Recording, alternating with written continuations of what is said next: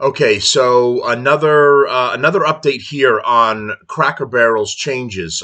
They another company that's decided to, and this is the stupidest decision that they could have done in an era where people are sick and tired of woke. You know, go woke, go broke. We don't want to deal with the woke garbage anymore. One of the reasons if President Trump got voted into office, and Cracker Barrel apparently doing their laundry or they were out of the country or something when all of this happened, so they completely missed it and didn't get the message. So they've decided they needed a rebranding. So they've taken the old white guy that's standing next to the barrel there, and they've changed the logo from the original right here on the left to absolutely just amazing and innovative change. They just removed all that and then just went with a yellow background that says Cracker Barrel. I mean, this should shoot them right into the atmosphere. It's such an amazing change. So, and now they're getting, they're getting attacked over all of this as they should be.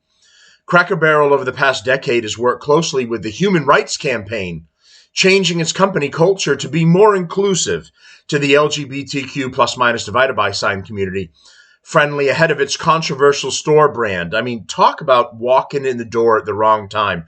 The party's over, everyone's calmed down, they're having a glass of wine, and they're all talking about their, favorite stories and everything. And here comes Cracker Barrel, kicks the door in, and they've got streamers and poppers, and they're like, "Woo! Woo! Party time!" And everyone's going like, "You're late, dude. The party was over like 3 hours ago, and you're coming in here like a fucking maniac." The restaurant chain's former management and training leader, Steve Smotherman, what does he smother, his boyfriend's cock? Who spearheaded an LGBTQ plus minus divided by sign employee resource group at Cracker Barrel. So you can tell this guy is all about sinking the company into the ground. Went on to sit on the HRC's Business Advisory Council, Upward News reported. For more than 10 years of my time at Cracker Barrel, I had an emphasis on diversity and inclusion, especially with LGBTQ workplace inclusion. My training background allowed me to understand the steps of adult learning, because that's what I think about when I go out to dinner. I want to know if you're LGBTQ inclusive, and if you're not, well, gosh darn it, I don't want to eat at your establishment. I want a tranny to bring me my dinner. And if I don't get that, if it's just a straight white male or woman, I'm going to be very upset with you. Facilitate difficult conversations and be effective at diversity and inclusion content. Smotherman, who joined the company in 2005 and should have been fired about 5 minutes later, but instead they promoted him.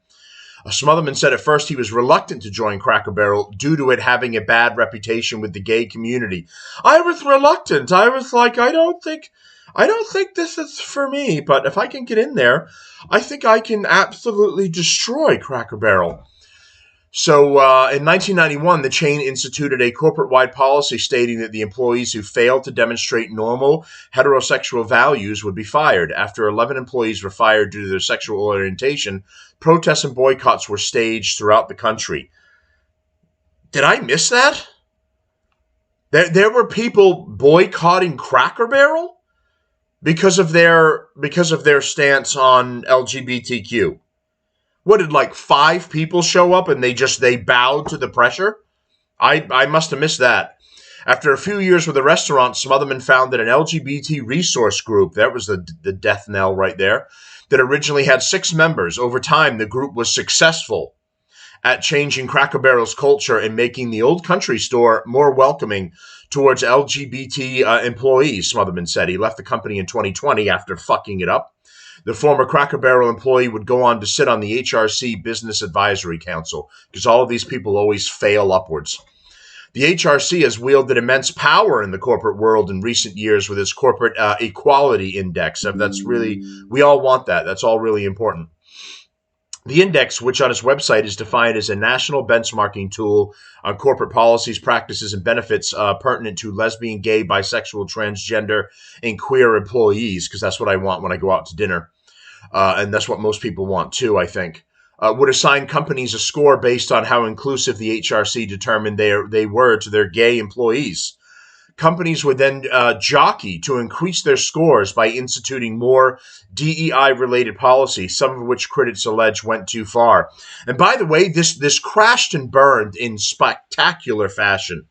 All of these companies that participated in this, they brought in DEI, HR people to oversee, to make sure you were hiring, that you were ignoring white people and straight males, regardless of their background, and that you were focusing on hiring LGBTQ people into it. And this absolutely hurt companies to the point where they ended up getting rid of these divisions that they created within their company. But Cracker Barrel, who walked in the door about 1 year too late, has said, no, man, we're fucking going full tilt. They're putting their head down and running directly into a wall. And they don't care that everyone's going, we're not doing this anymore. People are tired of it. Cracker Barrel was originally given a score of 0, which means it's awesome for the rest of the normal world, when the CEI debuted in 2002. Later that year, the franchise added sexual orientation to its list of characteristics protected by its employment discrimination policy. Over time, Cracker Barrel's score increased. It achieved a score of 80 in 2021 after it had taken some high-profile pro-LGBT stands. In 2014, it pulled Duck Dynasty products from its shelves after star Phil Robinson made remarks that many deemed too homophobic. In 2019, the restaurant chain barred a pastor from hosting an event at one of his 660 locations after he preached that homosexuals were freaks and animals who are worthy in death and a sermon. Wow, that escalated quickly. In 2023, the Old Country Store celebrated Pride by unveiling rainbow-colored rocking chairs. Cracker Barrel sponsored the Nashville Pride Parade in 2024.